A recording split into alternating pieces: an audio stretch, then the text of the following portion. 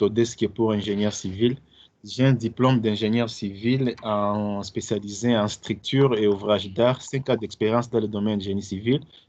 Je suis cofondateur d'une compagnie, un bureau d'études et une entreprise de construction et un laboratoire de recherche dénommé LSG Engineering, qui est un bureau d'études et un partenaire certifié Autodesk basé en République démocratique du Congo. Je suis un instructeur des solutions BIM et pour l'ingénierie, la construction et l'architecture. Et je suis membre de la plateforme BIM Africa. Ça fait plus d'une année que je fais partie de cette plateforme et je suis vraiment ravi de faire la connaissance de la plupart d'entre vous. Et je suis aussi un instructeur en ligne, donc j'ai une chaîne YouTube auquel je partage mes connaissances sur les solutions BIM dans les domaines d'architecture, de l'ingénierie et de la construction. Merci beaucoup. J'ai déjà travaillé sur certains projets ici dans mon pays, en République démocratique du Congo, mais aussi en dehors du pays et du continent liés aux solutions BIM en utilisant des logiciels comme Civil 3D, InfraWorks, Revit et autres. Donc, Merci. des outils BIM des structures et infrastructures. Merci beaucoup. D'accord, merci bien, Monsieur Barra, pardon. Nous reviendrons tout à l'heure sur votre expérience et pourrons en parler plus en détail. Alors, nous allons passer à Monsieur Yangane pour cette série de présentations. D'accord, ok. Alors, bonjour et merci à tous et à toutes d'être présents. Alors, moi, c'est Fabrice Yangane, je suis de nationalité burkinabé et je suis de formation ingénieur en génie civil. Alors, en plus de cela, je suis le fondateur de la société Fasobim. Alors, Fasobim, en fait, c'est une société qui a son siège à Toulouse et qui dispose d'une filiale au Burkina Faso. Alors, Fasobim a été créée en 2017 et elle intervient dans le domaine de l'architecture, de l'ingénierie et surtout spécialisée dans les nouvelles technologies de l'industrie du BTP, notamment le BIM. Alors, il faut le dire, le BTP est un secteur qui est difficilement perméable aux innovations. Du coup, Fasobim a pour ambition de révolutionner ce secteur. Et cette révolution est en marche justement par l'intermédiaire de plusieurs intervenants comme ce qu'on a aujourd'hui. Alors, Fasobim en fait est lauréat par exemple de plusieurs appels à projets, notamment l'Afrique Business Award où nous avons été lauréats. Et nous sommes aussi à l'initiative de plusieurs projets innovants, notamment le carnet de santé du bâtiment par exemple en 3D. Un projet qu'on dénomme en fait le BIM Diaspora ou encore un programme qu'on a initié dénommé BIM Africa Tour qui date maintenant de 3 ans où en fait l'objectif c'est d'organiser en fait des formations un petit peu partout en Afrique. Aujourd'hui, nous sommes à plus de 3 sessions de formation au Burkina Faso. Nous avons aussi organisé des sessions de formation au Bénin, notamment au Togo aussi. Et aujourd'hui, l'objectif est vraiment d'élargir cette formation afin que ça atteigne le maximum de pays de la sous-région le plus possible. Alors, afin d'atteindre ces objectifs, en fait, nous sommes aussi à l'origine, par exemple, d'un projet qui va bientôt voir le jour, notamment un salon international sur les innovations de l'industrie du BTP. D'accord. Voilà. Excusez-moi de vous interrompre. Oui. Merci déjà. Je pense qu'il y a l'essentiel. Et tout à l'heure, nous reviendrons justement sur les initiatives de Fasobim pour développer le BIM en Afrique. Ça marche, pas de souci. Alors, nous évoluons dans cette série avec Monsieur Kermiche et nous terminerons par le docteur Din. Bonjour tout le monde. Je suis Monsieur Kermiche Abdelatif Fouzi d'Algérie. Je suis ingénieur en travaux publics de l'École nationale d'Alger, en même temps magistère en dynamique des sols de l'École polytechnique d'Alger aussi. Et je suis actuellement inscrit en doctorat avec la thématique enjeux et stratégies de l'implémentation du BIM dans les pays en voie de développement. J'ai pris le cas de l'Algérie. Je suis fondateur du groupe Infotech, qui regroupe plusieurs filiales. Une filiale qui est une école de formation sur les solutions BIM, on l'a appelée BIM Academy, avec des partenariats avec des partenaires étrangers. En même temps, on est un bureau d'études d'engineering dans les solutions BIM, c'est un BIM Center, et on a tissé un partenariat avec l'Université Zigurat de Barcelone sur les formations de BIM Management. Et en même temps, pour finaliser, on est distributeur de Leica Geosystem sur les outils et les équipements de numérisation, c'est-à-dire le scan to BIM. Merci. D'accord, merci. Monsieur Din. Bon, je n'ai pas suivi au début, mais je vais essayer de me rattraper.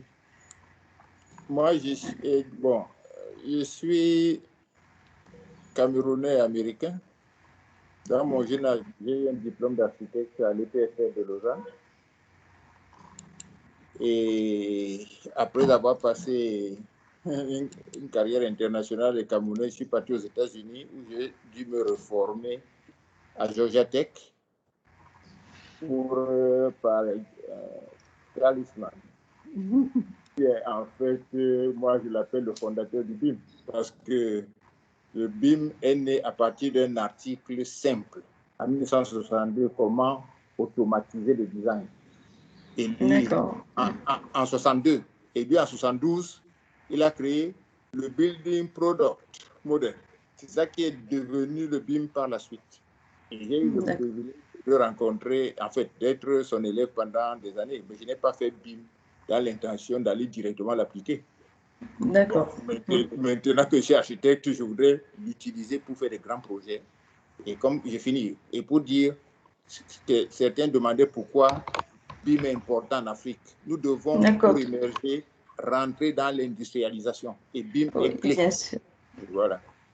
D'accord. Merci. Nous rentrons déjà dans le vif du sujet.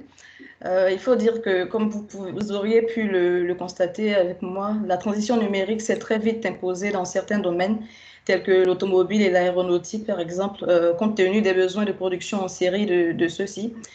Nous remarquons cependant que l'usage de cette expression à une échelle mondiale et surtout dans le domaine du BTP est assez récente. Et cela nous emmène en fait à nous interroger sur ce que représente concrètement cette transition pour les acteurs du BTP que nous sommes. En d'autres termes, qu'entendez-vous en fait par transformation numérique de la construction? Monsieur Kermiche, est-ce que vous pouvez nous dire ce que vous en pensez?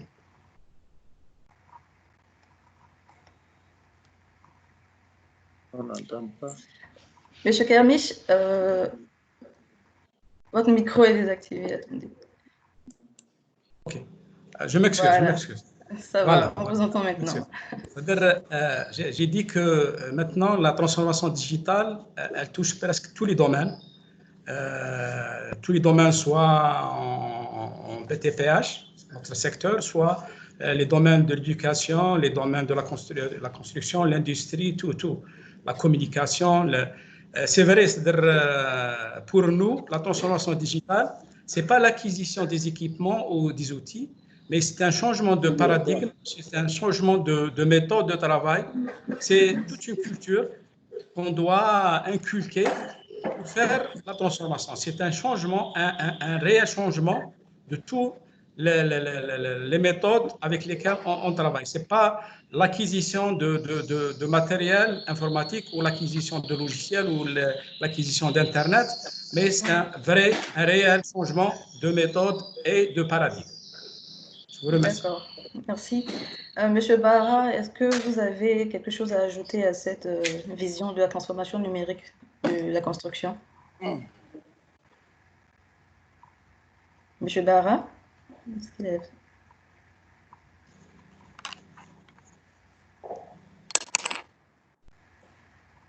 Bon, je crois qu'on a perdu Monsieur Barra tout à l'heure. Nous allons donc demander à Monsieur Udine s'il a un complément à apporter à cette vision de la transformation numérique. Qu'est-ce que cela représente pour vous, la transformation numérique de la construction? J'aimerais, je ne sais pas si vous allez aller. Oui. Ça, c'est un livre qui est vieux d'au moins 10 ans. The Advent of Algorithm.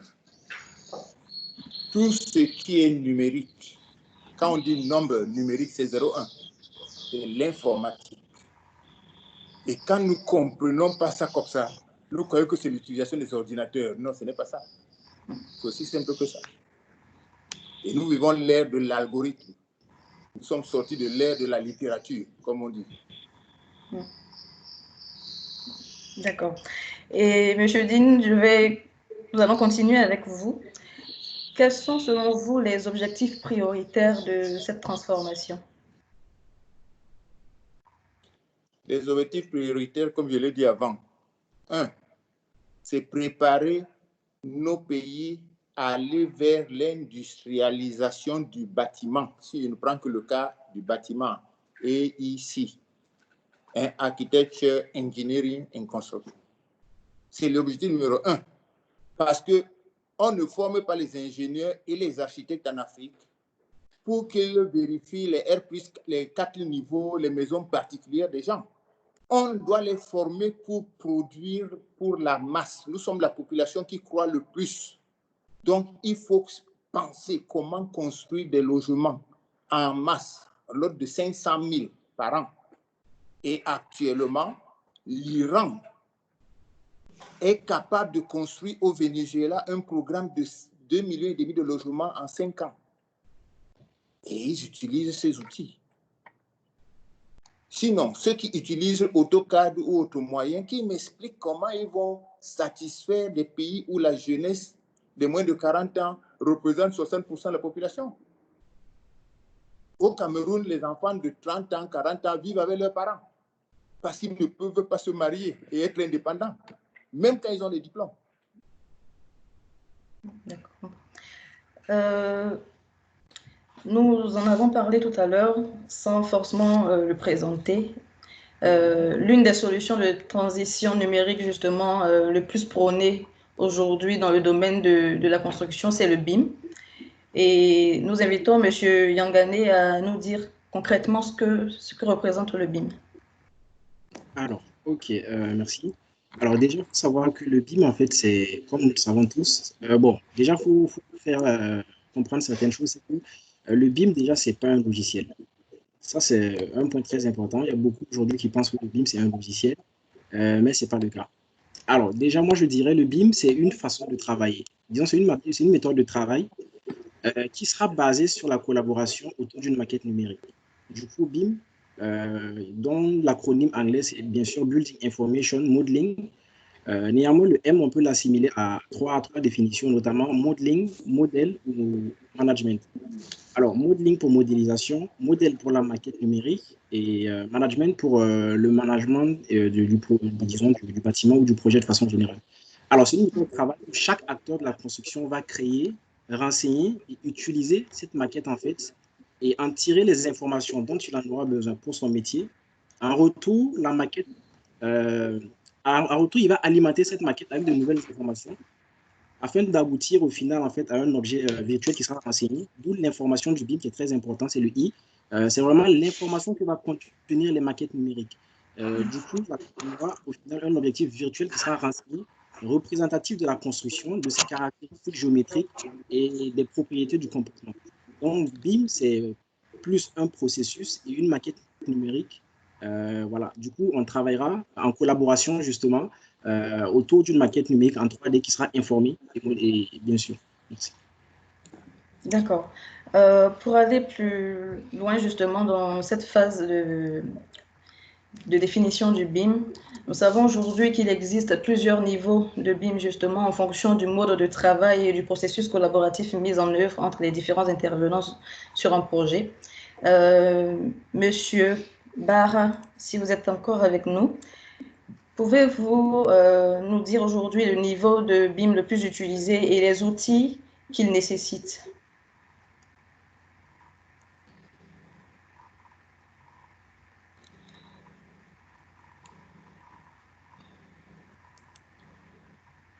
Alors, je pense que Monsieur Barra, il est là. Activez votre micro, s'il vous plaît. Allô, bonjour. Oui, nous vous entendons maintenant. Ah, vous m'entendez? Ok. Je disais, il y a ce que nous appelons dans le domaine de digital construction, donc la construction digitale, et les niveaux de maturité. Donc, le BIM a 3 niveaux de maturité, donc 4, je peux dire. Le niveau 0, le niveau 1, le niveau 2 et le niveau 3.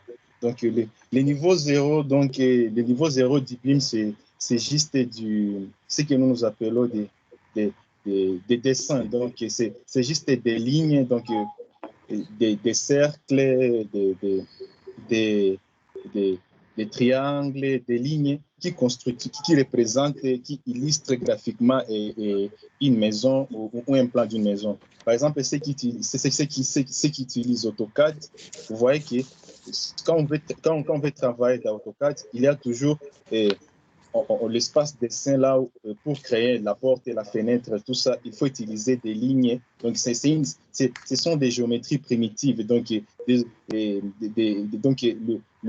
basées sur les modèles objets. Donc, c'est juste une illustration graphique, mais le problème qui est là, parce qu'il n'y a aucun échange d'informations. Alors que le BIM est basé sur l'échange d'informations, la gestion et la collaboration entre les équipes. Et maintenant, au niveau du BIM du niveau 0, là, on travaille avec du DD et il n'y a aucune possibilité d'échanger d'informations. Et ça, c'est un grand problème dans le domaine de la construction. Lorsque vous voulez faire la modification d'un projet au cas où il y a une erreur, ça va prendre beaucoup plus de temps qui est prévu. Et vous allez voir qu'au cas d'un projet qu'il faut livrer à temps réel, vous perdez beaucoup plus de temps. Et le BIM du niveau D, la maturité des BIM du niveau 1, c'est là où maintenant il y a l'intégration du DD et du 3D.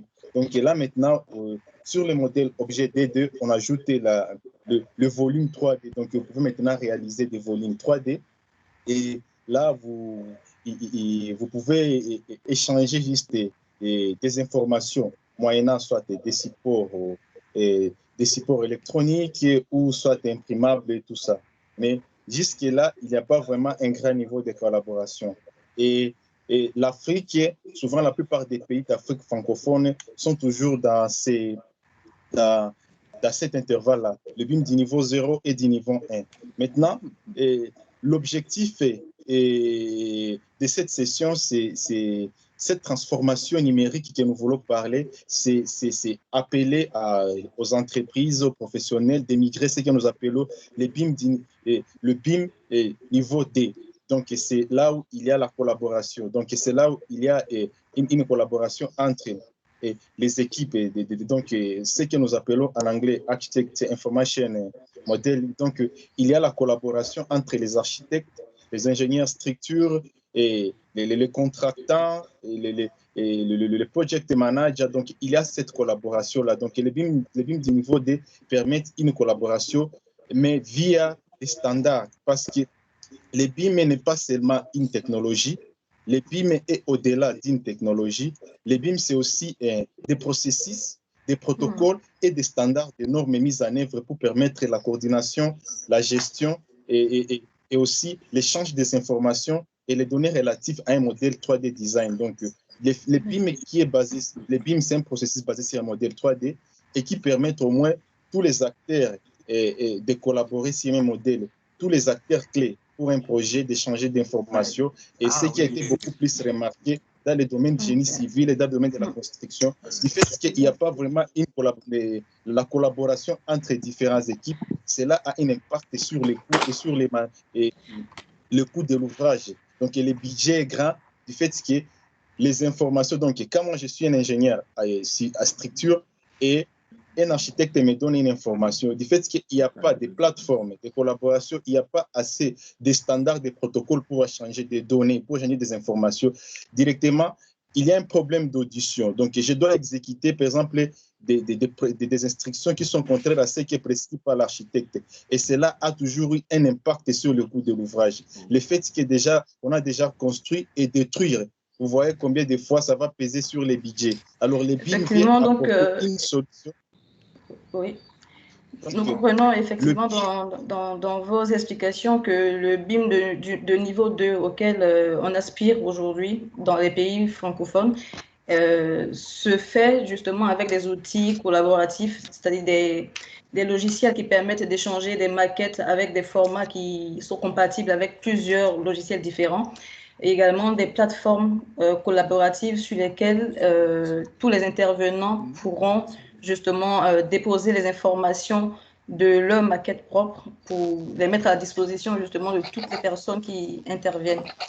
Et nous avons remarqué également que le marché du BIM aujourd'hui, il faut le dire, est quand même fortement dominé par l'utilisation de logiciels Autodesk, surtout en phase de conception, je dirais. Est-ce que les autres logiciels offrent les mêmes avantages que les logiciels proposés par Autodesk? Et je prends l'exemple de Archicad en architecture. Est-ce que ce logiciel offre les mêmes facilités que Revit, par exemple? Monsieur Dean, est-ce que vous pouvez nous... Je n'arrive pas... OK. Ah, OK. Mais Dean peut répondre.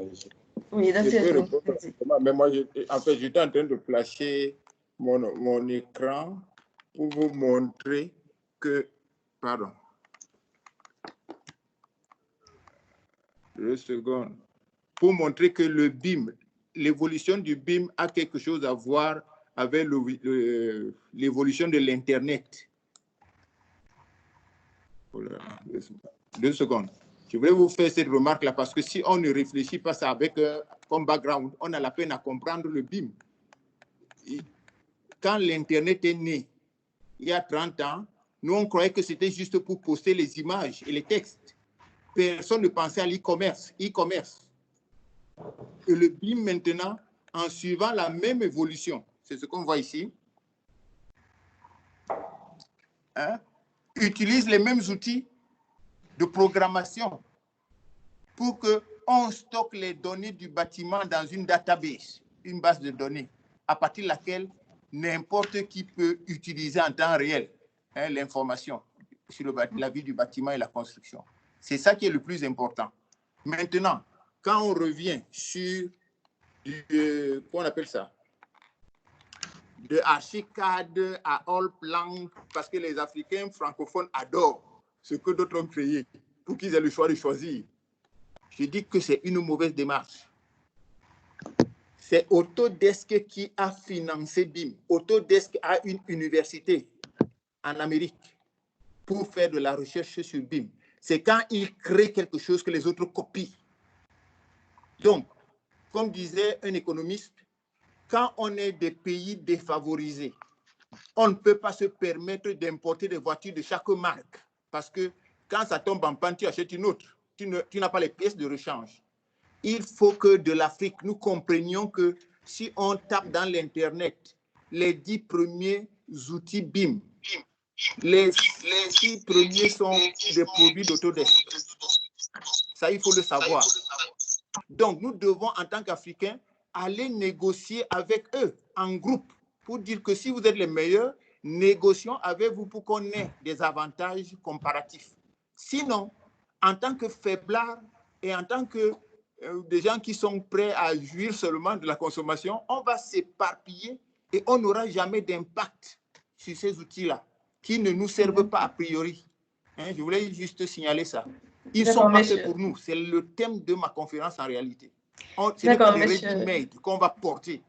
Oui. C'est pas ça. Monsieur Kermiche, est-ce que vous aviez quelque chose à ajouter? Oui, j'ai quelque chose à ajouter sur ce point. Oui. Pour moi, je suis pas d'accord sur ça. C'est-à-dire, et je prends l'exemple par exemple de la France. Ils ont créé une plateforme dédiée pour les logiciels parce que chaque logiciel a ses avantages et ses inconvénients.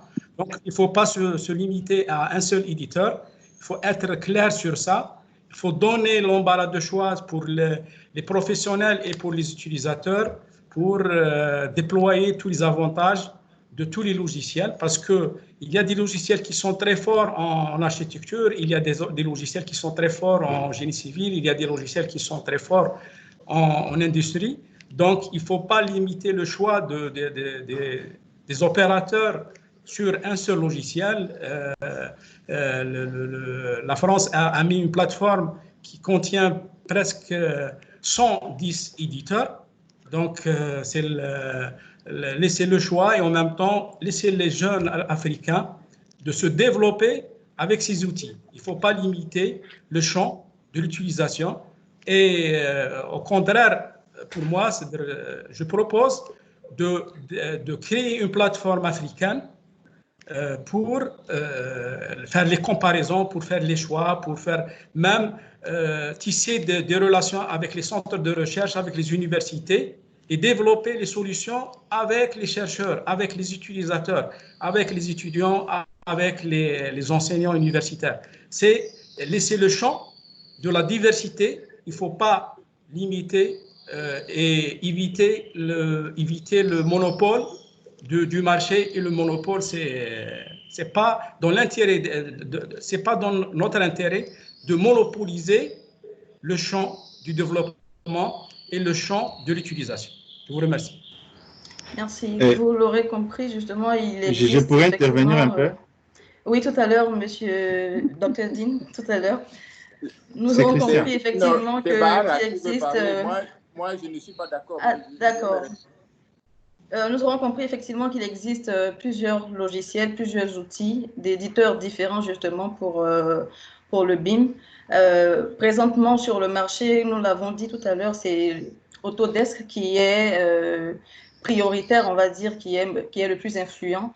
Et cela n'empêche qu'il existe d'autres logiciels. Et monsieur Kermisch disait tout à l'heure effectivement qu'il fallait faire des retours d'expérience par rapport à ceux qui avaient déjà utilisé des logiciels différents pour justement voir dans le cadre d'une entreprise le logiciel ou les outils qui sont les plus appropriés.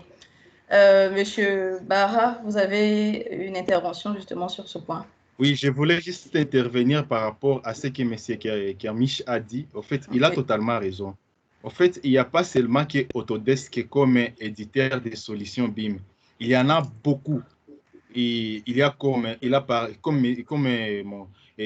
dit M. Dean, il y a Allplan et il y a Trimble qui a des meilleures solutions aussi BIM comme Tekla Structures et des solutions cloud de collaboration comme Tekla BIM Site.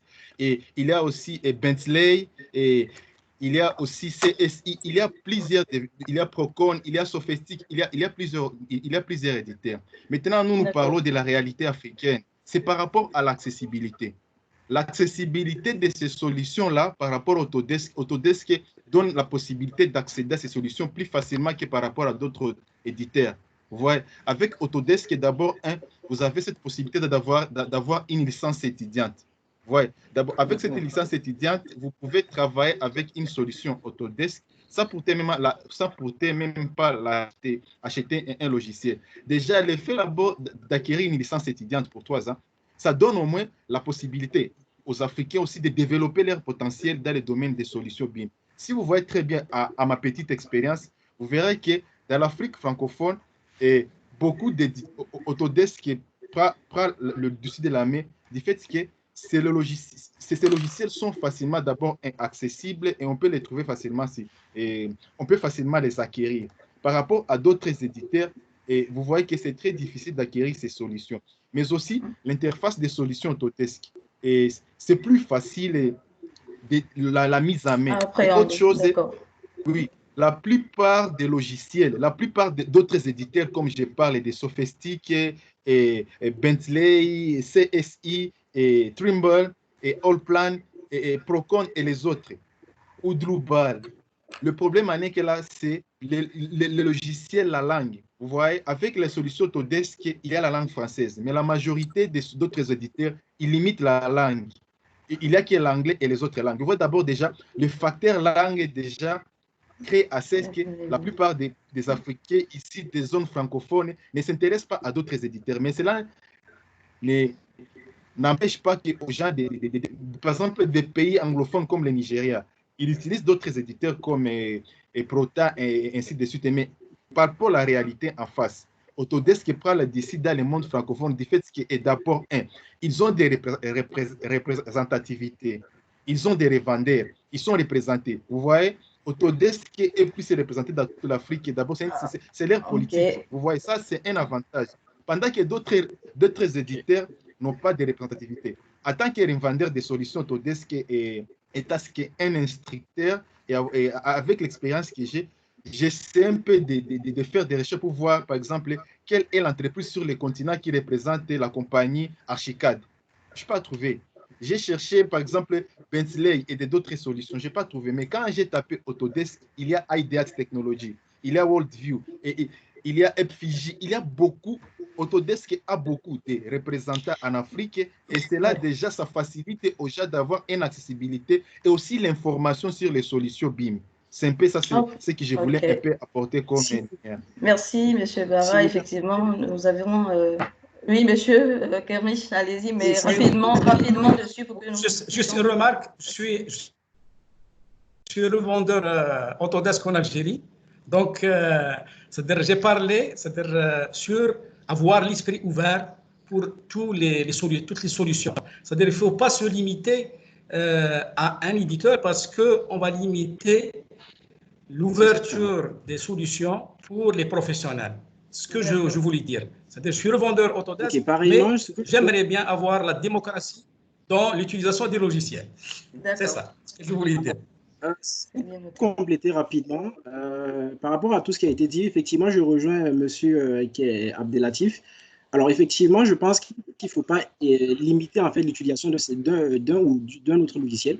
Pourquoi cela? Parce qu'aujourd'hui, il y a certains professionnels en fait, qui sont habitués, par exemple, à leur activité, ils vont clairement vous dire que ce ne sera pas possible. Du coup, ça sera encore une limite pour le BIM, en fait. Pourtant, il ne faudrait pas oublier que le BIM rime avec interopérabilité.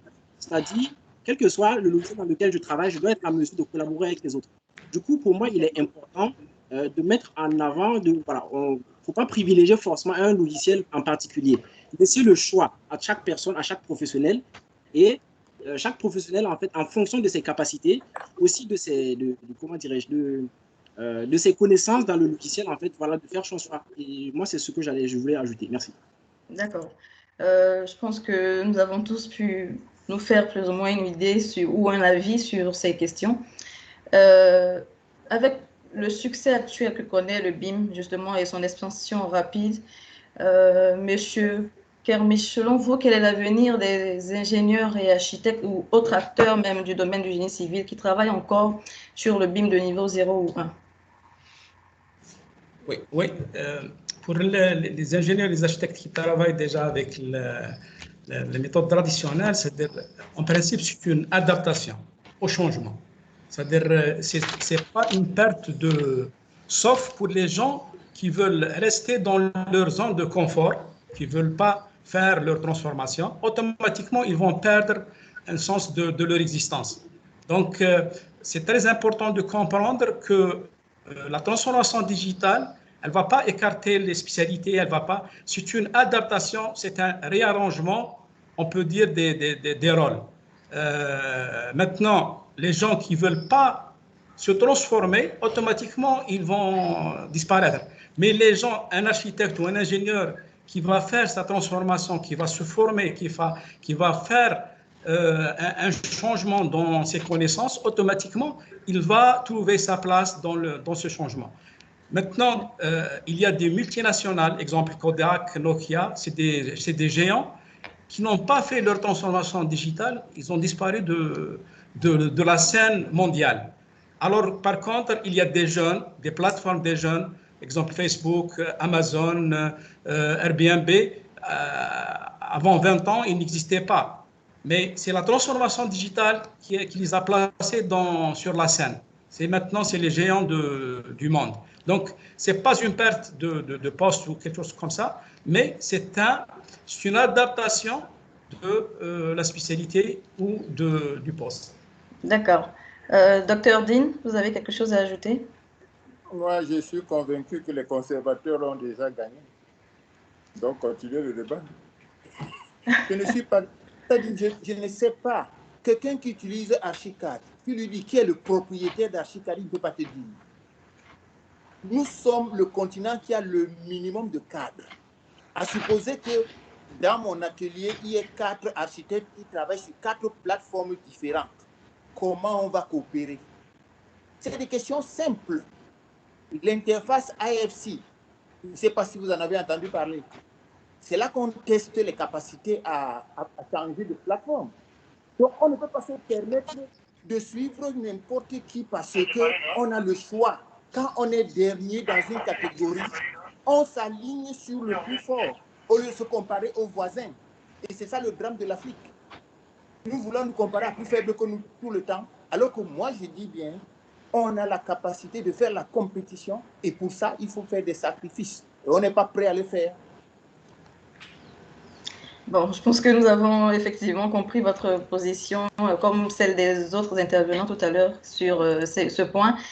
Nous voulons également vous demander justement, vu tous les logiciels, je vais dire tous les moyens nécessités pour la mise en œuvre du BIM, c'est-à-dire le logiciel, ressources humaines qualifiées, structures d'accompagnement, etc. Pensez-vous aujourd'hui que l'écosystème africain soit assez mature pour adopter le BIM? Quand on sait par exemple que la majorité des entreprises n'ont pas de licence pour leur logiciel de base. Monsieur Kermiche. Non. Monsieur Kermiche? Oui, oui. Je n'ai pas entendu. Voulez-vous répéter la question? Je m'excuse. Pas de problème.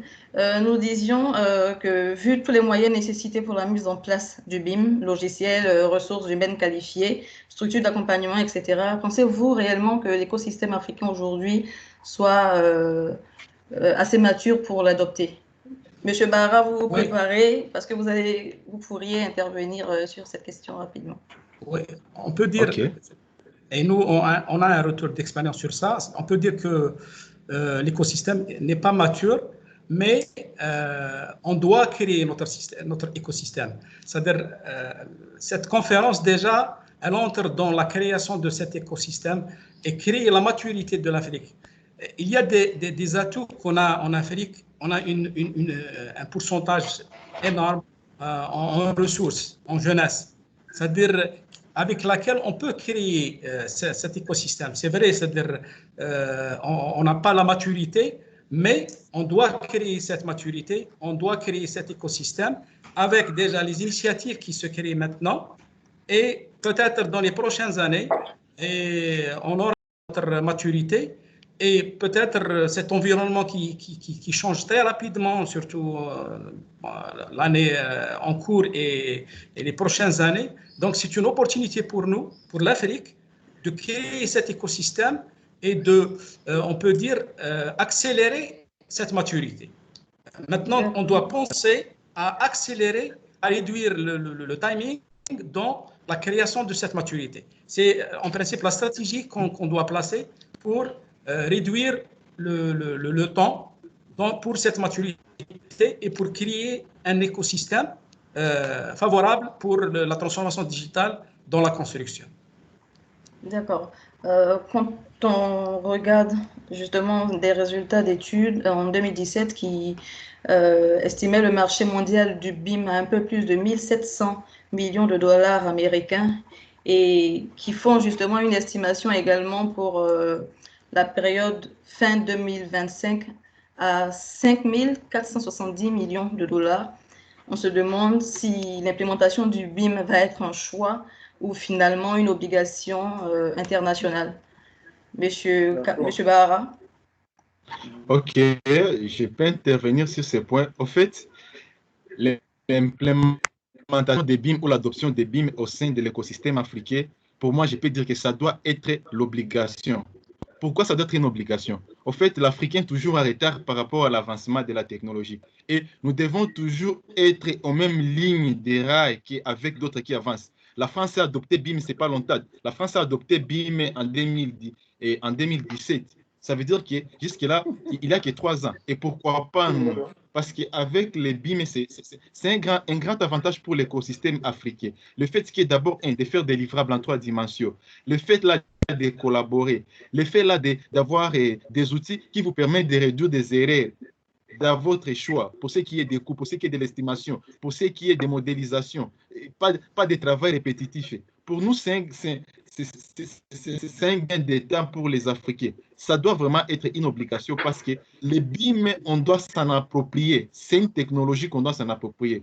Avec l'expérience que j'ai, surtout ici en Afrique, on nous dit toujours que bon, vous venez de finir. Par exemple, moi, quand j'ai fini les études et quand tu veux postuler à un emploi, on te dit que pour cette offre, il faut quelqu'un qui a une expérience, par exemple, de 10 ans, 15 ans, 5 ans, et je vais définir directement les études. Comment je vais acquérir cette expérience-là? Vous voyez que ça, déjà, nous sommes bloqués pendant qu'on a des compétences, mais le facteur expérience nous met de côté. Le BIM, c'est un raccourci sur cette expérience-là. Le fait d'abord de savoir comment les standards, les protocoles, les processus fonctionnent et savoir manipuler des outils BIM pour réaliser des grands projets, directement, pour les Africains, c'est quelque chose d'important. Imaginez pour un projet de pont. À l'ancien temps, avant l'arrivée des BIM, par exemple, pour dimensionner un pont, il fallait faire beaucoup de mois en train de dimensionner à la main. Vous voyez que ça nous fait perdre le temps. Et nous sommes par rapport à quelqu'un qui utilise une méthode numérique, vous voyez que vous gagnez beaucoup plus de temps. Et dans les calculs répétitifs manuels, il y aura beaucoup plus d'erreurs. Et puis, l'avantage des BIM pour l'écosystème africain, c'est ça nous permet de pousser des limites. On doit pousser des limites parce qu'il y a des Chinois qui viennent en Afrique gagner des marchés. Il y a des entreprises françaises comme Vinci Technologies, et Edis, Sogea, Bougues et d'autres entreprises françaises étrangères qui gagnent beaucoup de marchés d'études ici en Afrique et de construction. Parce que déjà, ils ont compris que la transformation numérique est le seul moyen pour pouvoir être compétitif sur les marchés. Alors, pourquoi pas on ne peut pas renverser la tendance? Et cette tendance-là, c'est migrer vers les BIM. Pourquoi pas un jeune ingénieur africain ne peut pas travailler en France? Aujourd'hui, avec les BIM, c'est possible. Je peux être ici, par exemple, la République démocratique du Congo et j'ai des consultances dans des grands bureaux d'études sur le continent et en dehors du continent. Le fait que je maîtrise les solutions BIM, les processus et les modèles de gestion numérique des données, déjà me donne l'avantage de collaborer avec des internationaux. Le BIM, c'est une ouverture pour la jeunesse africaine de montrer leur talent sur le plan international. Avec les BIM et la démocratisation des BIM pour l'écosystème africain, c'est quelque chose qui est une obligation parce que c'est une grande opportunité pour les jeunes ingénieurs africains de gagner des marchés en dehors de l'Afrique. C'est ça l'avantage, vraiment. C'est très important. Parce que aujourd'hui, avec l'évolution, la croissance exponentielle des BIM, quelqu'un qui ne maîtrise BIM aujourd'hui, qui ne maîtrise pas BIM dans les jours à venir, il va être comme un illettré. Parce que c'est là où la convergence, la tendance est en train de changer. Et nous les Africains, on a toujours cette résistance-là d'accepter les changements. Alors, on doit toujours accepter d'émigrer parce que les autres émigrent. Maintenant, c'est le tour du continent africain de s'approprier cette technologie et de les mettre au service de la communauté africaine. Si nous voulons développer l'Afrique de demain, nous voulons donner un autre avenir pour le continent africain, pour la jeunesse, construire notre propre continent, on doit accepter l'intégration de l'écosystème BIM au sein de nos institutions. C'est un peu ça. D'accord. Et quelles sont les principales raisons de résistance évoquées par les entreprises ou institutions que vous avez rencontrées dans vos processus BIM en Afrique? Vraiment, la plupart des entreprises, il y a d'abord cette résistance-là du fait qu'il y a toujours, je dirais, c'est iceberg.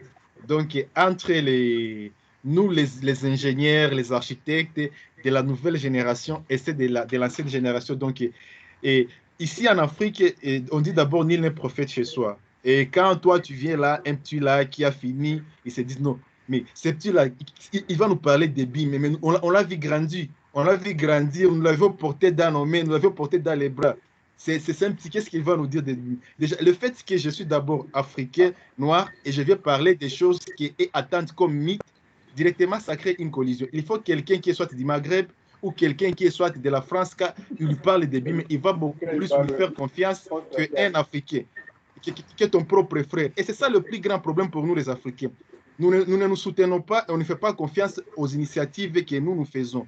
Alors ça, c'est le premier défi. D'abord, le fait là, d'abord que on n'est pas sûr que toi, tu peux apporter quelque chose de nouveau pour apporter un développement dans votre environnement. Autre chose de résistance, c'est l'Africain veut être plus conservateur.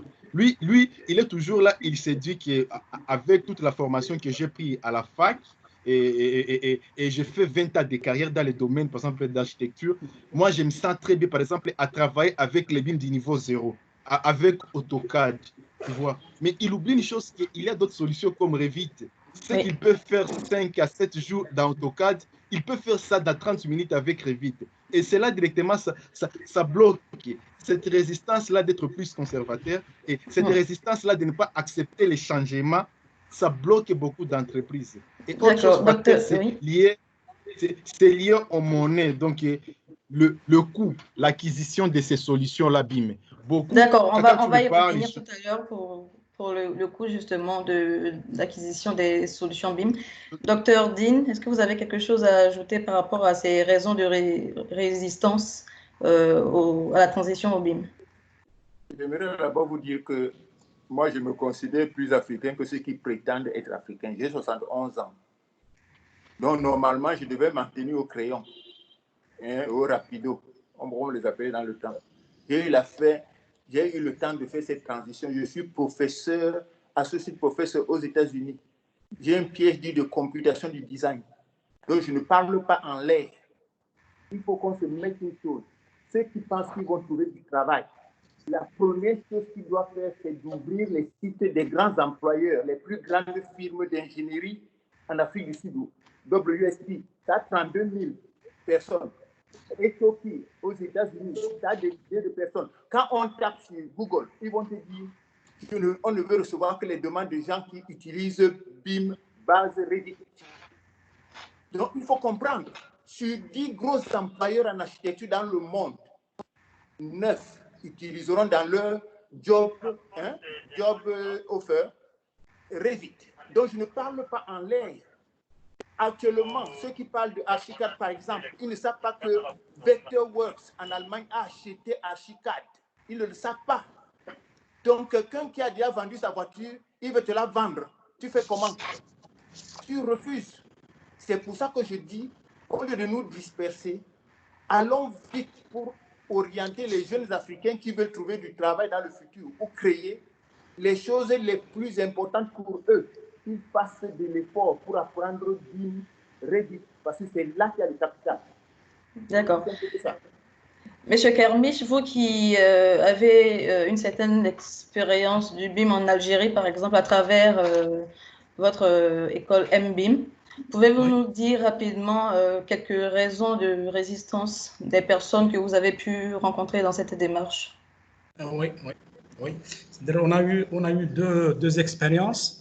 Une expérience avec un bureau d'études étatique du ministère de l'Habitat algérien. C'est-à-dire parce qu'il y a l'esprit employé chez un établissement privé et un établissement public. Les résistances qu'on a rencontrées, généralement, le fait de changer de méthode, c'est déjà pas facile pour les gens qui travaillent avec des anciennes méthodes, avec des outils traditionnels, avec des outils qui ne sont pas, on peut dire, numériques. Et surtout, l'âge. C'est-à-dire, généralement, on a remarqué que les jeunes se sont rapidement adaptés au changement. Les jeunes ingénieurs, les jeunes architectes. Par contre, l'âge à partir de la quarantaine, c'est difficile de leur inculquer et de les convaincre dans la transition. Donc, parmi les contraintes, ça, c'est la peur de faire le changement. Ça, c'est très important. Et cette résistance, il faut bien la prendre en considération dans un projet d'implémentation. On a fait aussi avec la société chinoise CSCEC qui est implémentée en Algérie. C'est-à-dire on a fait l'implémentation uniquement sur la formation et l'accompagnement sur les outils. Par contre, avec le bureau d'études BEREC, le bureau d'études étatique, on a fait la formation et l'accompagnement sur presque, c'est pas uniquement pour les outils logiciels, mais aussi pour le système de management, pour le travail collaboratif, c'est-à-dire, on peut dire, c'est pas le full BIM, mais c'est un pourcentage qu'on peut dire avancé du full BIM. Ces expériences, on peut les partager pour les collègues qui veulent, c'est-à-dire, bien sûr, avoir le retour de ce feedback. On peut échanger. D'accord, tout à l'heure, oui. On fera ce partage d'expérience. Justement, dans les échanges précédents avec M. Nyangane, il nous avait également parlé des difficultés financières de certaines entreprises qu'il avait eu à rencontrer, je crois, au Burkina Faso, dans le cadre de ces projets BIM. Est-ce que vous pouvez aujourd'hui estimer de façon très sommaire À combien revient un investissement pour une transition vers le BIM, soit pour un cabinet d'architecte ou pour un bureau d'études techniques? Ok, d'accord. Merci. Déjà, il y a plusieurs paramètres à prendre en compte pour faire une estimation. D'abord, il y a les outils. Ce qui est très important, c'est avoir des outils en fait, qui seront en mesure de faire tourner les logiciels. Et voilà, tout dépend aussi, disons, de la capacité des entreprises. Et en plus des outils, il faut logiquement des logiciels. Et en plus, voilà, bien sûr, bien évidemment, généralement, les Africains, on utilise, personnellement, avec de l'expérience que j'ai eue, au Burkina Faso, par exemple, beaucoup de logiciels sont craqués, en fait. Le problème avec ces logiciels, c'est qu'ils sont assez limités. Et ils sont assez limités. Du coup, en plus de ces logiciels, il faut bien sûr un coût pour une formation, c'est-à-dire faire intervenir un professionnel qui va, dans les premiers pas de l'entreprise, pouvoir accompagner l'entreprise. Du coup, pour ces trois coûts-là, en fait, voilà, c'est les trois principaux coûts en fait, à prendre vraiment en compte. Donc, je dirais en fait le coût disons, du matériel, c'est-à-dire les ordinateurs pour l'entreprise en fonction du nombre. Voilà. Et ça varie en fonction des marques. Voilà, ça varie en fonction des marques. Et aussi le coût des logiciels. Malheureusement, en Afrique, je prends par exemple le cas de la solution de Autodesk, par exemple, qui maintenant en fait, a fait en sorte que les licences en fait, sont annuelles. Aujourd'hui, il est difficile d'avoir par exemple une licence définitive parce que les licences évoluent chaque année et les versions évoluent chaque année. Du coup, bon, j'ai déjà par exemple échangé avec les entreprises et en fait, qui étaient prêts en fait à se lancer. Mais rien qu'à avoir l'idée en fait de devoir payer le logiciel chaque année, ça refroidit plus d'un. Voilà. Du coup, il y a cette problématique. Et aussi, pour ce qui est maintenant du coût de la formation, voilà, ça dépend vraiment du professionnel qui viendra intervenir en interne. Et personnellement, voilà, pour les formations que je donne en général, j'adapte souvent beaucoup en fait en fonction disons, de l'entreprise. Et aussi, j'ai des formations spécialement dédiées aux étudiants en fait, histoire de ramener le coût le plus bas possible. D'accord. Oui, allez-y. Je peux rajouter.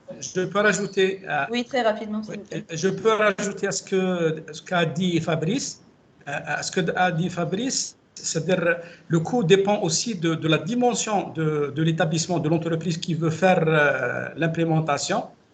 Ça dépend parce qu'il y a des grosses boîtes, il y a des petites boîtes, des PME. Ça dépend de la dimension de l'entreprise ou qui veut faire l'implémentation.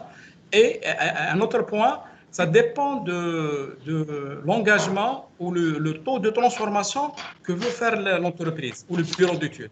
S'il veut faire le full BIM, par exemple, c'est la transformation digitale de toute l'entreprise, ça, le coût, il est élevé. S'il veut uniquement faire la transformation pour le département technique, par exemple, notre expérience, la transformation, l'implémentation a été faite uniquement dans le département technique, de la gestion technique des projets. Donc, ça dépend de l'implémentation, du taux de l'implémentation dans l'entreprise. C'est très important, la taille et le taux d'implémentation si on veut faire une transformation digitale générale pour l'entreprise ou on veut uniquement faire pour le corps technique. D'accord. Et compte tenu justement de... Excusez-moi. Oui, j'ai voulu aussi ajouter quelque chose. Oui, allez-y. Et pour ce qui est de l'implémentation des BIM, et avant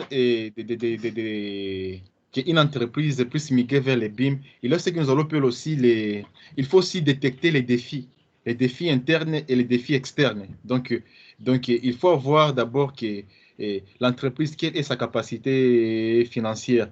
Et maintenant, à propos de sa capacité financière, maintenant, vous, par exemple, vous qui êtes les spécialistes à BIM, vous pouvez maintenant savoir combien de gens je peux former. Parce qu'il y a ce qu'on appelle les BIM champions. Donc, après la formation, il doit toujours y avoir quelqu'un qui maîtrise un peu plus que les autres, ou soit vous êtes là pour faire les suivis.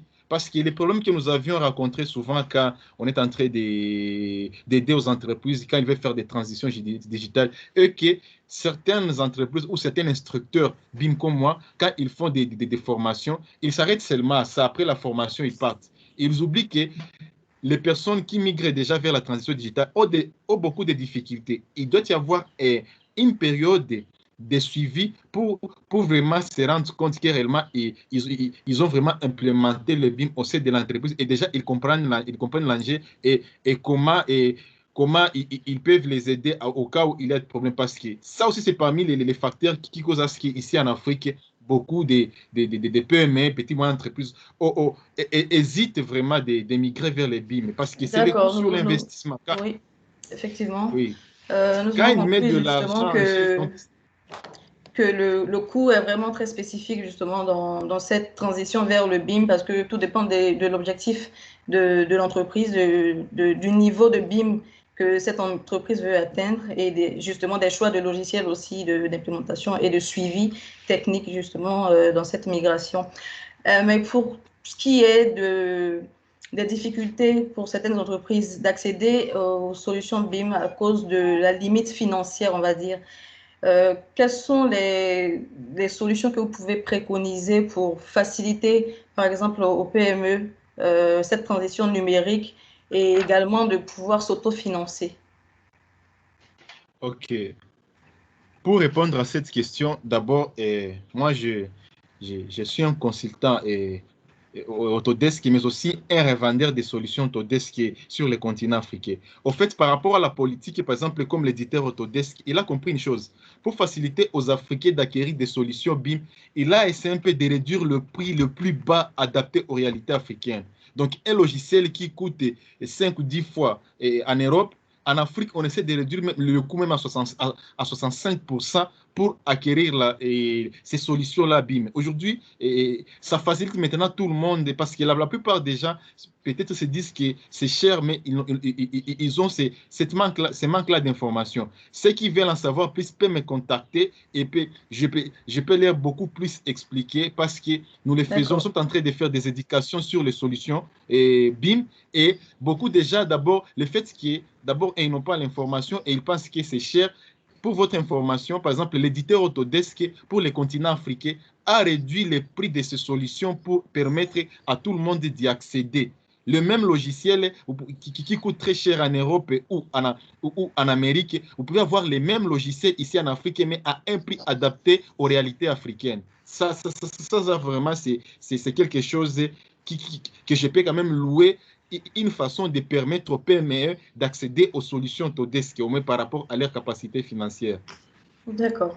Nous en sommes tous désormais conscients, je l'espère en tout cas, que le BIM est véritablement une transformation importante pour nos objectifs de professionnalisation aussi du secteur du BTP en Afrique et en Afrique francophone précisément.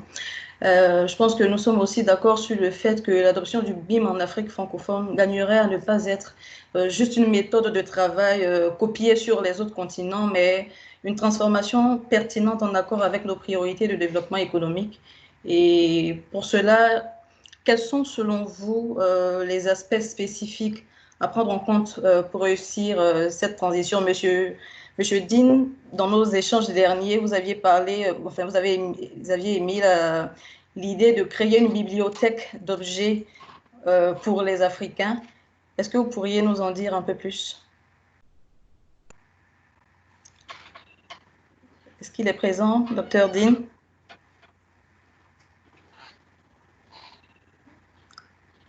Bon.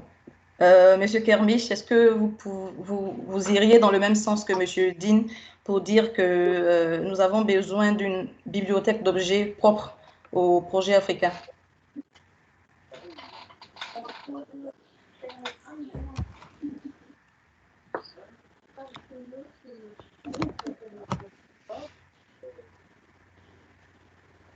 Allô? Peut-être j'ai pas essayé de répondre. Oui, allez-y, pas de problème. Si vous êtes disponible. Oui, au fait, c'est très important parce que vous voyez, l'Afrique a sa culture, l'Afrique le génie civil, mais aussi adapté à la réalité africaine. Nous avons notre façon de construire, nous avons notre façon de concevoir nos matériels qu'on utilise dans nos différents travaux. Et l'avantage avec les BIM, parce que c'est une base de données intelligentes. Donc, vous avez la possibilité de créer tout ce que vous voulez, parce qu'avec le logiciel comme Revit, il y a ce que nous appelons des familles paramétriques. Donc, à l'exception des bibliothèques que vous avez retrouvées dans Revit, Revit vous donne la possibilité de créer vos propres objets, vos propres bibliothèques, et vous pouvez les stocker en ligne ou les partager avec les autres, et vous pouvez les utiliser à des projets, qui vont suivre. Donc, c'est important que, par exemple, qu'il puisse y avoir, par exemple, BIM Africa Library, là où un peu tous les utilisateurs passionnés des solutions BIM essaient un peu de créer des bibliothèques dans différents domaines auxquels ils peuvent rendre ça accessible à tout le monde. Ça peut être vraiment une grande initiative, et cela va permettre au moins que les Africains, lorsqu'ils travaillent sur leurs projets adaptés à leur réalité, d'avoir au moins des objets qu'ils peuvent utiliser directement, et encore une fois d'en créer. C'est intéressant, mais Cédine va beaucoup plus compléter, parce qu'au moins lui, il en a vraiment une grande expérience sur ça. Mais moi, je pense que c'est une très bonne idée, c'est une très bonne initiative. Du fait qu'avec le logiciel comme Revit, vous avez déjà la possibilité de créer vos propres bibliothèques par rapport aux besoins, par rapport à l'exigence ou à la prescription et technique d'un cas d'appel d'offres par rapport à un projet spécifique. Et comme vous le remarquez, vous allez voir que dans la plupart des bibliothèques que nous retrouvons, il y a toujours des bibliothèques françaises, anglophones, ainsi de suite. Rares, par exemple, des pays comme l'Afrique du Sud, là vous pouvez trouver une bibliothèque Revit de l'Afrique du Sud. Pourquoi pas on ne peut pas avoir un patrimoine commun là où on peut avoir une bibliothèque des objets adaptés aux constructions africaines. Donc, l'architecture tropicale, par exemple, maintenant avoir des objets dans les domaines électriques, dans les domaines MAP. Pourquoi, par exemple, ne pas avoir des composantes comme des bambous aujourd'hui qui jouent un rôle important dans la construction? En Afrique, il y a plein de bambous. Pourquoi ne pas concevoir aussi des objets, des bibliothèques en bambou que nous pouvons aussi utiliser dans nos projets Revit? Et c'est possible, parce que Revit, au moins, nous donne cette possibilité-là. Et ça, même l'avantage avec les BIM. D'accord, nous l'aurons compris, effectivement, la mise en place de cette bibliothèque pourrait contribuer à la conservation de l'identité africaine, justement, dans l'architecture dite moderne aujourd'hui. Docteur Dean, si vous êtes présent, vous allez juste donner un complément par rapport à cela. Il y avait un problème de connexion là. Et maintenant, je vous entends, mais l'écran est noir. C'est pas grave, on vous entend. Donc, résumez-moi juste, parce que je viens de prendre en vol la conclusion de Fabrice. D'accord, nous parlions en fait de moyens de nous approprier le BIM justement en Afrique, et j'évoquais là l'idée que vous aviez partagée avec nous lors de la dernière séance, qui consistait à créer une bibliothèque d'objets propres au projet africain. Oui. Et pour créer ça, en un premier temps, nous allons nous aligner non pas sur les Européens, mais sur les sud-est asiatiques. Tous les pays, Vietnam, Malaisie, Singapour, Cambodge, ils sont sur le BIM où ils domestiquent leurs matériaux disponibles localement. Et nous, notre BIM n'est pas lié à notre industrie locale parce qu'on n'en a pas. En Afrique, on appelle les NACO, ça veut dire les fenêtres qui ont des petits volets en verre. Là. Je prends un exemple. On appelle les NACO. Ça n'existe pas dans la bibliothèque Revit. C'est nous qui devons créer nos librairies dans Revit. Ce que je demande donc, c'est que quand les différents Africains dispersés travaillent sur une même plateforme, qu'ils fassent une bibliothèque centralisée dans le cloud. Donc, pour créer un cocotier, on n'a pas besoin d'aller en Europe copier un flamboyant. On désigne ça. C'est ça qui fait la beauté de l'architecture africaine. Si on n'utilise que les matériaux étrangers, on ne peut pas exprimer notre architecture. C'est ça le vrai problème. Et partant, toute l'industrie du bâtiment va, mais rien ne va dans le pays parce que toutes les ressources sont à importation. C'est ça le problème de fond. D'accord. Nous l'avions mentionné précédemment avec M. Fabrice qui parlait d'initiatives de formation apporter aux étudiants au Burkina Faso précisément. Est-ce que vous pouvez nous dire comment inculquer l'importance de ces formations-là dans le processus BIM? Bon, je vais prendre l'exemple que j'ai vécu en Amérique. Ah, pardon, quelqu'un d'autre qui parle. Oui, M. Fabrice Yangané, okay, allez-y. Ok, merci pour la question. Alors déjà, voilà, disons un aspect qui est très très important vraiment pour le déploiement du BIM. Pour moi, c'est vraiment la question de formation. Aujourd'hui, beaucoup d'Africains, beaucoup de spécialistes, même beaucoup d'acteurs du BTP ne savent pas vraiment ce que c'est que le BIM. Donc du coup, je pense qu'il faut vraiment passer par des sessions de formation. Ok, non seulement passer par des sessions de formation et organiser par exemple des sessions, des ateliers, des conférences, et pour d'abord comprendre aux gens ce que c'est que vraiment le BIM. Et en plus de cela, c'est d'aller plus loin pour organiser des formations dans le cas, par exemple, pour les étudiants, c'est pouvoir les accompagner durant leur cursus afin de les, disons, d'inculquer le BIM en fait dans leur cursus avant même la fin de leur formation. Donc l'objectif, c'est quoi? C'est de pouvoir les amener à maîtriser, par exemple, certains logiciels qu'on juge très importants pour le déploiement du BIM. Donc l'objectif, vraiment, c'est accompagner justement la future génération et la génération qui est en train de monter parce qu'aujourd'hui, il sera peut-être difficile de ramener certains aînés en fait à réapprendre certaines choses. Voilà. Du coup, pour moi, en fait, l'aspect principal qu'on doit essayer d'attaquer aujourd'hui, c'est vraiment les futurs acteurs, en fait, c'est-à-dire les étudiants, pouvoir inculquer ça dans les programmes de formation, que ce soit en architecture, en ingénierie ou tous les domaines du BTP, pouvoir les accompagner dans la formation afin de les permettre de vraiment appréhender ce que c'est que le BIM et pouvoir les accompagner au fur et à mesure dans cette adoption, en fait. D'accord. Selon vous, Monsieur Kermiche, qu'est-ce qu'il manque concrètement à la formation des acteurs du domaine de l'AEC pour que le BIM prenne tout son sens en fait dans leur métier? Quels sont selon vous les modules complémentaires qu'on pourrait ajouter? Oui, on a sur ça deux retours d'expérience. Le premier avec les écoles et les universités, le deuxième avec les professionnels. On a tissé une convention avec l'École nationale des travaux publics pour inculquer le BIM. C'est-à-dire, c'était une convention dédiée à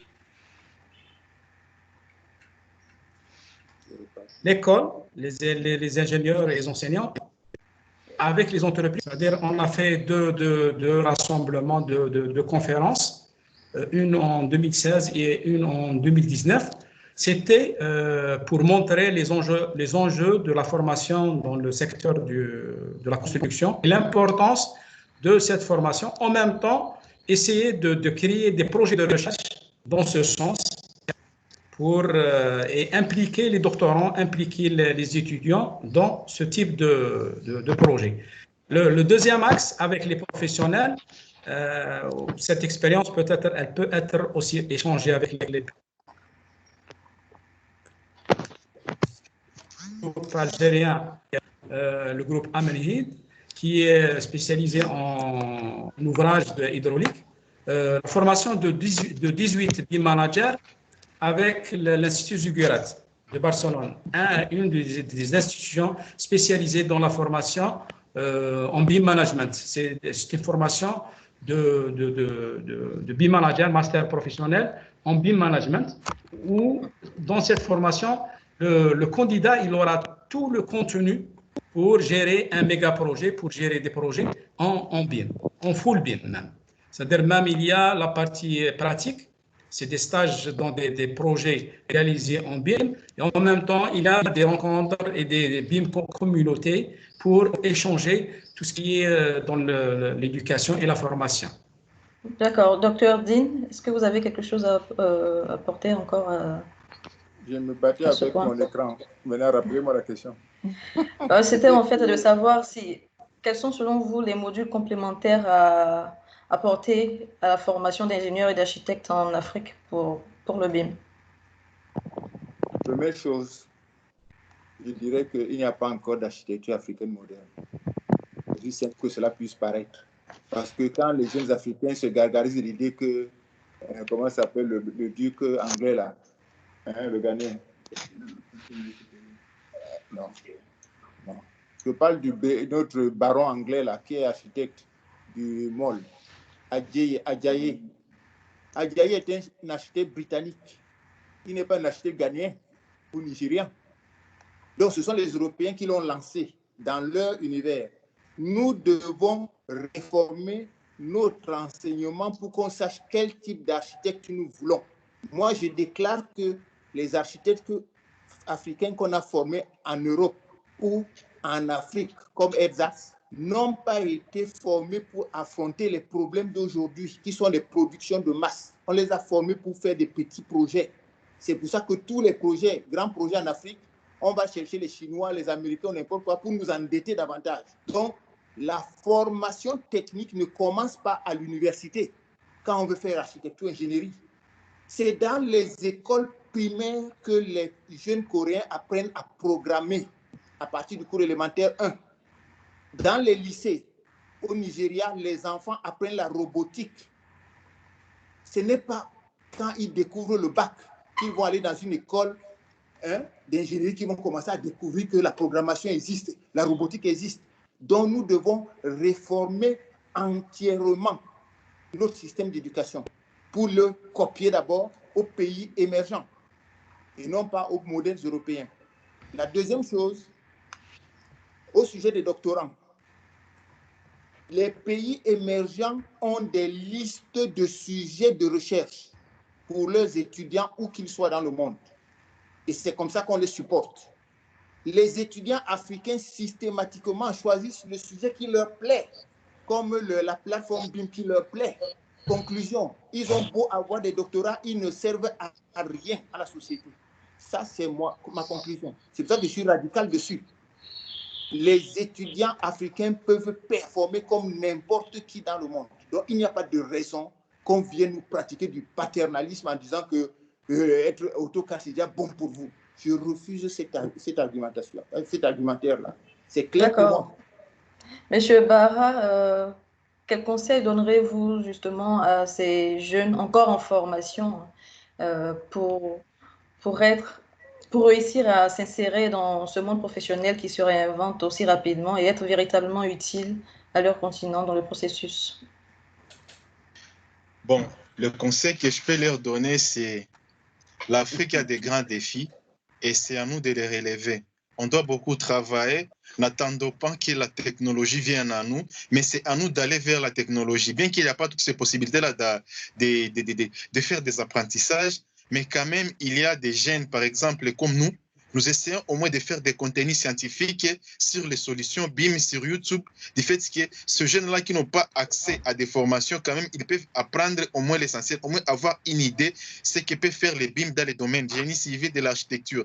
Donc, je peux recommander aux jeunes ingénieurs, aux étudiants, de continuer d'apprendre. Autre chose que j'ai oublié, c'est pourquoi tous les pays francophones on ne peut pas instaurer les systèmes anglophones parce que la plupart du contenu scientifique et des contenus BIM, c'est toujours en anglais. Et l'anglais bloque beaucoup de choses.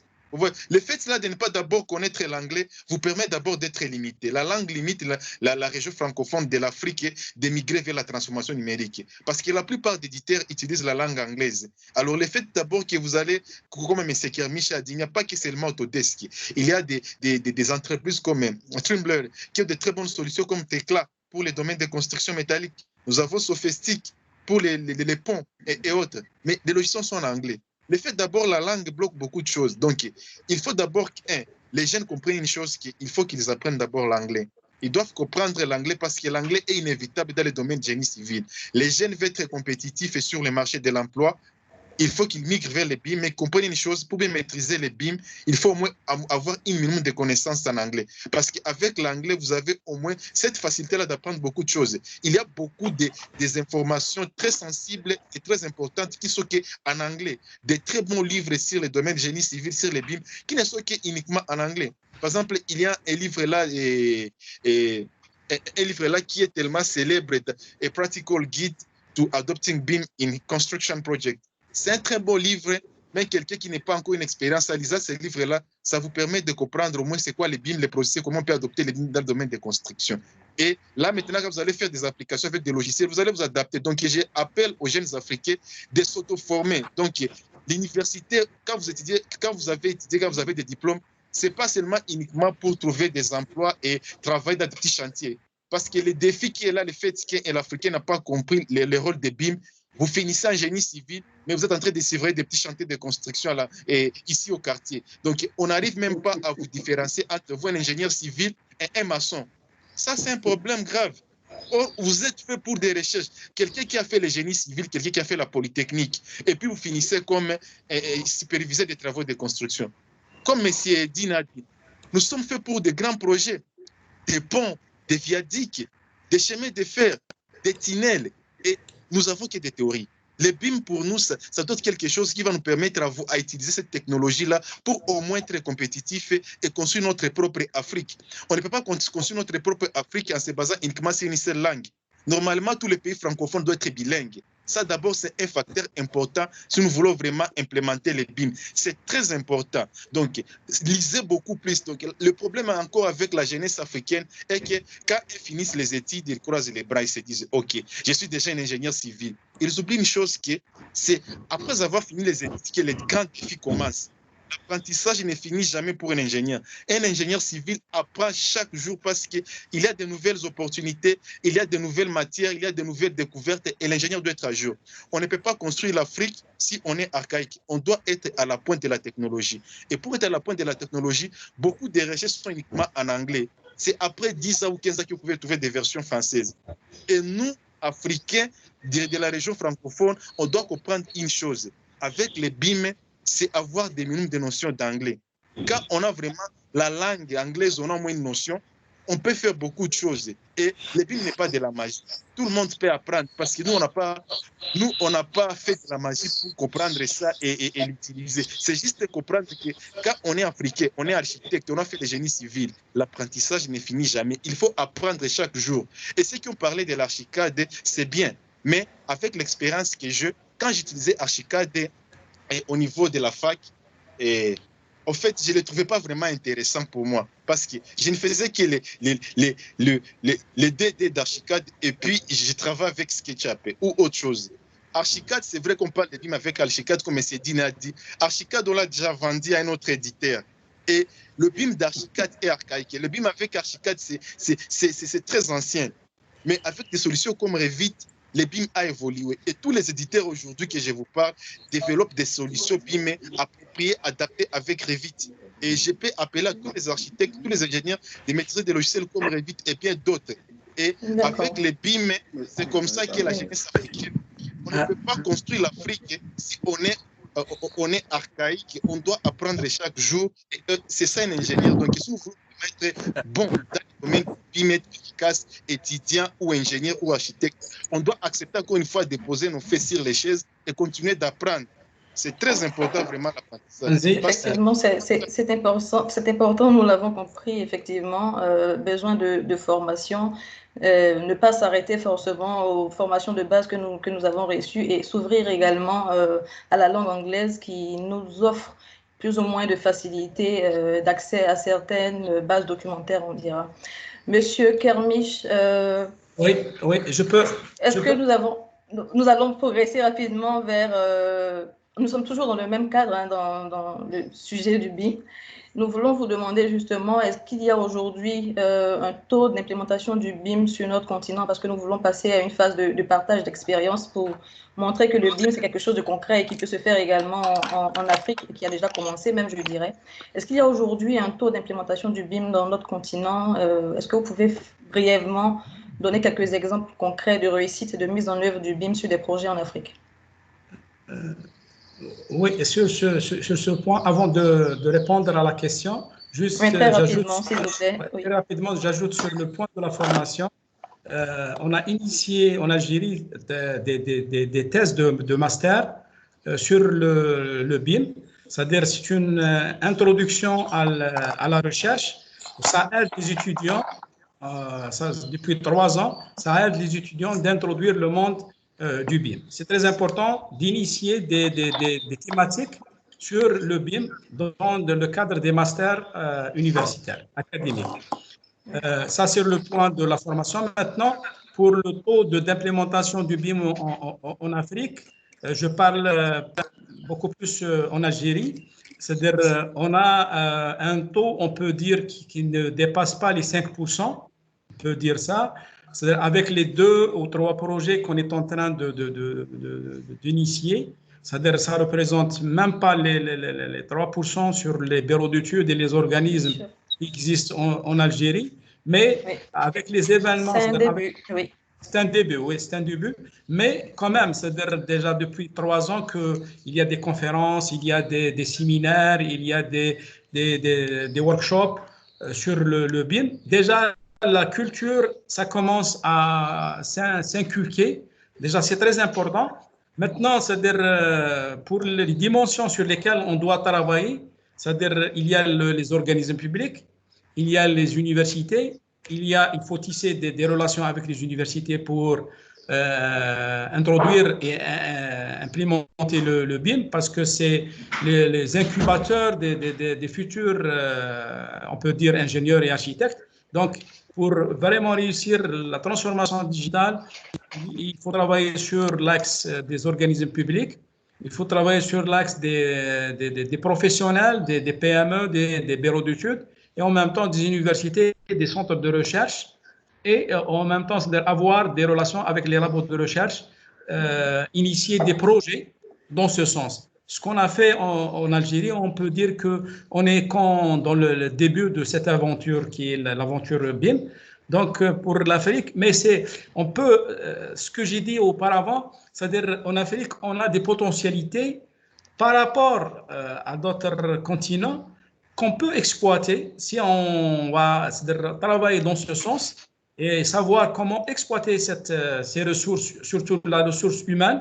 Pour nous, on est mieux placé sur la partie, c'est-à-dire on peut dire en quantité, c'est-à-dire le pourcentage de jeunesse en Afrique, il est par rapport aux autres continents, mais il y a l'inconvénient de la compétence et la formation. Donc, cette ressource, on doit l'exploiter, notre concentration doit se faire sur cette ressource pour faire sortir sa génie et en même temps ses potentialités. D'accord. Monsieur Barra, est-ce que vous pensez ou vous constatez des initiatives prises au niveau des institutions publiques, justement, dans ce processus d'accompagnement vers la transition au BIM? Dans votre expérience, je dirais. Oui, par rapport aux expériences, il y a des initiatives, par exemple, comme BIM Africa, ça fait plus d'une année que j'ai fait partie de cette plateforme qui essaie un peu de faire les plaidoyers pour l'adoption et l'implémentation des BIM au sein de l'écosystème africain. Mais c'est insuffisant. Il faut des conférences et on doit faire le tour du continent africain. On doit faire des événements. On doit organiser des conférences dans beaucoup de villes africaines et appeler tous les acteurs clés dans les domaines de la construction, les étudiants et les acteurs politiques, leur montrer l'importance d'adopter cette technologie, c'est possible là dans le secteur de la construction, si vraiment nous voulons donner notre avenir du continent africain. Parce que les étudiants, quand ils me côtoient souvent du fait que j'ai fait aussi des assistances, j'encadre, je co-dirige certains travaux de mémoire sur le continent africain, le Maghreb et aussi l'Afrique subsaharienne, tu vois que les étudiants ont des difficultés pour finir leurs travaux de mémoire. Et quand, par exemple, ils maîtrisent des solutions BIM, ça peut leur permettre aussi de faire un très bon projet de mémoire et aussi, après avoir fini les études, ils sont prêts pour l'emploi. Parce qu'aujourd'hui, avec les BIM, vous pouvez faire les raccourcis d'une expérience qu'on peut vous demander. Par exemple, on vous demande 5 ans d'expérience et avec les BIM, au moins, ce que vous maîtrisez déjà, c'est déjà une grande expérience. Et vraiment, moi, il faut que cette initiative, on puisse l'étendre, pas seulement d'une manière virtuelle, mais que ça puisse être aussi d'une manière physique. Ça doit être physiquement. On doit plaider, on doit montrer aux acteurs clés, aux entreprises qui sont les continents africains, que ce soit étrangères et autres, les rôles que les jeunes africains ont les soucis aussi d'accumuler les processus BIM. Ils sont prêts pour accepter l'implémentation, aussi la migration vers les BIM. C'est très important. que cela puisse commencer au niveau des universités et ce processus-là, BIM, soit même adapté dans des programmes scolaires et académiques. Si nous voulons vraiment donner un bel avenir du continent africain, c'est prendre cette technologie-là, c'est aussi commencer à l'enseigner comme on enseigne les cours d'histoire. Et maintenant, où le cours de la mathématique, les BIM doivent être enseignés au niveau des universités. Quelqu'un qui fait le génie civil, à partir, par exemple, de la deuxième année, doit déjà prendre les BIM. Quand il finit déjà, et c'est un grand avantage, c'est un potentiel pour le continent africain, parce qu'avec les conditions et les systèmes éducatifs du continent africain, ça ne promet pas grand-chose pour l'avenir des jeunes Africains, les jeunes entrepreneurs, les jeunes étudiants, les jeunes professionnels. Parce que vous imaginez, vous pouvez avoir 30 ans d'expérience dans le domaine du génie civil, mais il y a un jeune Chinois qui vient, qui a 19 ans, mais qui est votre chef? Parce que lui, au moins, il maîtrise beaucoup de choses que vous ne maîtrisez pas. Vous voyez? Et on doit vraiment barrer ces blocs-là. On doit vraiment frôler cette barrière-là. On doit montrer le BIM aux Africains que c'est important, que l'Afrique peut aussi montrer à l'Europe, à l'Amérique, et aussi l'Afrique peut aussi contribuer quelque chose dans le domaine de la science. Pourquoi pas? Parce que nous avons donc en effet besoin de formation, vous l'avez dit, besoin de formation, besoin d'initier des événements à l'instar de BIM Africa pour implémenter le BIM pour favoriser justement une prise de conscience, on dira, et enclencher le processus dans nos pays respectifs. Docteur Dean, est-ce que vous pensez que les institutions publiques devraient elles aussi mener des actions justement pour faciliter cette implémentation, et quelles sont ces actions-là? Ceux qui sont dans les institutions publiques n'ont pas été formés à BIM. Mais ceux qui dirigent le pays au Cameroun savent ce que c'est que BIM. C'est ça qui explique pourquoi, moi, revenant des États-Unis, ils me confient des grands projets, pas pour les faire, pour briller, mais pour créer des groupes qui vont travailler dessus. Aussi bien des groupes camerounais, même ceux qui, si la majorité sont réfractaires au BIM, ou à Revit, que des groupes africains. Parce que nous préférons au Cameroun encore faire venir M. Bahara de Goma pour une semaine, un mois ici, que d'importer un Turc, un Chinois ou un Français ici. C'est ça le but. On n'a pas de base de données des ingénieurs, génie civil et architectes africains qui nous permettent d'accéder à leur niveau en fonction de leurs compétences. Ce sont des choses élémentaires. Sinon, nos dialogues, c'est uniquement à travers un extra-africain, puisque les gars viennent avec l'aide. Nous, au Cameroun, on les oblige maintenant à accepter que le pilotage soit camerounais dans les grands projets. Au moins, à terme, en les mélangeant aux Camerounais et en monitorant les Camerounais, ils pourront reproduire ces projets. C'est pour ça que la stratégie de BIM est importante. Tous les grands architectes et ingénieurs qui viennent au Cameroun, quand ils voient que je travaille sur BIM, ils veulent travailler avec moi. Quand ils vont chez les autres architectes, ils sont dans des bureaux Capitole 1, avec des gros fauteuils, il n'y a pas d'ordinateur, ils comprennent eux-mêmes que les gars ne comprennent rien à cette affaire. C'est ça qui fait la différence. D'accord. Nous allons rapidement passer au dernier point de ces échanges. Nous donnerons justement l'occasion à tous nos panélistes de dire leur mot de fin rapidement en 1 minute. Monsieur Kermiche, nous allons commencer par vous. Est-ce que vous pouvez dire pour conclure justement ce panel? Oui, on remercie BIM Africa pour cette chance on s'est réunis, on a échangé, c'est très important. Un point très important que j'ajoute à M. Bahara, c'est qu'il faut tisser, c'est notre expérience en Algérie, il faut tisser des relations et des partenariats avec l'expertise internationale. Nous, en Algérie, on a tissé une relation avec l'Institut Zigurat, une référence européenne ou mondiale pour la formation en BIM Management. On a tissé une relation avec un BIM Center et une BIM Academy en Europe, avec la multinationale CCC. On a tissé un partenariat avec Autodesk, on a tissé un partenariat avec Leica Geosystem.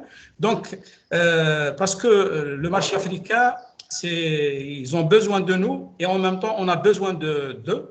Donc, il faut tisser des relations et des partenariats avec ces organismes et je le conseille pour BIM Africa d'avoir ces entités comme partenaires officiels. Donc, ils vont nous aider pour faire notre transformation digitale. On ne peut pas la faire nous-mêmes. C'est-à-dire qu'il faut avoir l'aide de ces, on peut dire, grands organismes qui ont l'intérêt d'être partenaires avec BIM Africa. Nous, c'est-à-dire on a réussi avec Leica Geosystem sur tout ce qui est scan to BIM, et maintenant, ils ont la tendance de la transformation dans leur équipement et dans leurs solutions, et ils évoluent très rapidement. Donc, on doit avoir ce retour d'expérience avec aussi les organismes de formation et les organismes d'expertise et d'ingénierie. Je vous remercie. Merci à vous, M. Bahara. Très rapidement, qu'est-ce que vous pouvez nous dire pour terminer ce moment? Pour terminer, en fait, je remercie d'abord BIM Africa de nous avoir accordé cette parole et cette opportunité d'exprimer nos compétences, nos retours sur l'expérience par rapport à notre niveau et connaissance sur les BIM. Et j'aimerais que ça puisse pas seulement être la dernière fois, parce que la jeunesse africaine et les experts africains et les ingénieurs ont vraiment besoin d'avoir une suffisance d'informations sur ce qui est du BIM. Parce que quand beaucoup attendent parler du BIM, c'est comme un mythe. Beaucoup pensent que c'est quelque chose d'extra. Et pour migrer vers les BIM, on doit passer par l'éducation et des formations. Donc, il faut éduquer les gens sur les BIM. Il doit y avoir des éducations. Donc, et pour éduquer les gens, ça doit se faire par actuellement par des virtual meetup, donc des sessions en ligne, mais aussi avec l'État, on doit aller sur les terrains. On doit faire des tours des continents, des villes africaines, sensibiliser, conscientiser les acteurs et qui sont dans le domaine de la construction, les étudiants, ainsi de suite. Mais pourquoi pas, comme M. Abdelatif a dit, tisser des relations avec des professionnels d'autres firmes internationales qui ont déjà une grande expérience dans ces domaines pour pouvoir nous donner un appui, pour pouvoir permettre aussi, par exemple, de donner une formation accessible, par exemple, au niveau académique et aussi au niveau professionnel, à un coût par rapport aux réalités et au PIB des professionnels africains. Donc, en fonction de leurs capacités financières, on peut voir comment aussi on peut leur apporter un coup de main. Mais je suis certain que c'est les débits, mais j'ai la foi, Inch'Allah, avec le temps, on va faire beaucoup plus pour apporter notre soutien pour la communauté africaine. D'accord, merci, M. Yangane. Est-ce qu'il serait possible d'avoir un petit peu la parole? Non, malheureusement, juste pour les panélistes. Par contre, vous êtes invités à mettre des commentaires dans le chat. Nous nous chargerons justement après de relayer tout ce que vous aurez mis comme idée. Très bien. Merci. Très bien. Monsieur Yangane? Alors, merci pour. D'abord, je tiens d'avoir remercié pour l'initiative. Alors, moi, ce que je voulais dire, en fait, rajouter pour terminer, c'est vraiment il faudrait qu'on fasse en sorte d'avoir des actions conjuguées. C'est-à-dire, aujourd'hui, des initiatives existent un petit peu partout en Afrique, mais les gens ne sont pas assez informés de cela. Donc, je pense que nous devrons faire en sorte, en fait, de nous soutenir déjà entre nous et de faire en sorte de pouvoir travailler ensemble afin de porter ce que je vais appeler la bonne nouvelle, en fait, c'est-à-dire afin de sensibiliser sur le BIM tous ensemble. Voilà. Aujourd'hui, il existe peut-être une, je sais pas, il existe peut-être une initiative, je peux prendre l'exemple de la Côte d'Ivoire, mais peut-être que nous n'en sommes pas informés, par exemple. Voilà, je pense qu'on devrait peut-être essayer de créer un réseau où nous allons essayer de tous ensemble, vu qu'on a le même objectif, qui est vraiment de faire du BIM une réalité en Afrique, faire en sorte que nous puissions tous ensemble faire que le BIM soit une réalité. Du coup, je pense qu'il faudrait peut-être créer un certain réseau, spécialement africain, où nous allons travailler en sorte que nous puissions vraiment atteindre nos objectifs. Du coup, voilà, je vous remercie pour cette initiative. C'est ce que je voulais apporter de plus. Merci. Parfait. Docteur Dean? Non, vous connaissez ma position. C'est que je ne veux plus participer dans des débats avec les francophones. Je vous l'ai dit. C'est très clair. Le langage de la technologie, c'est l'anglais. Ceux qui pensent qu'ils peuvent s'en passer, je n'ai pas de temps à perdre avec eux. Première chose, première remarque. La deuxième ligne de force de mon intervention, c'est qu'il faut associer la diaspora au développement du BIM en Afrique. Parce qu'il y a autant d'architectes et ingénieurs nigérians à Londres que dans tout le Nigeria. Ça, il faut le savoir. Oui. La diaspora africaine est la plus éduquée des États-Unis. Donc, si nous pensons que nous allons créer des petits micro-clubs ici, là, pour jouer au singe, je ne suis pas prêt à ce jeu-là. Donc, je dis clairement ceci. Nous avons à réorganiser notre pensée. Ici, sur mon écran,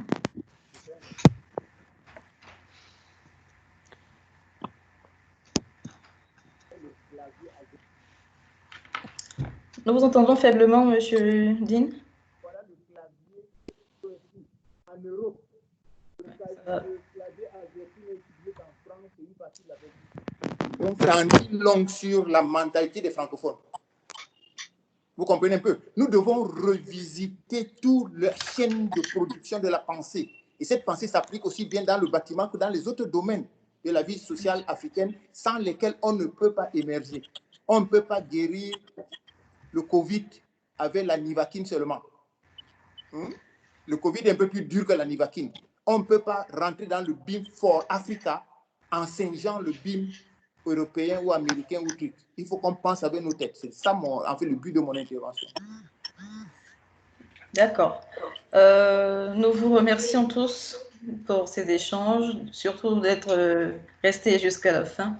Nous espérons avoir pu vous apporter quelques éléments de réponse sur les questions que vous auriez pu vous poser.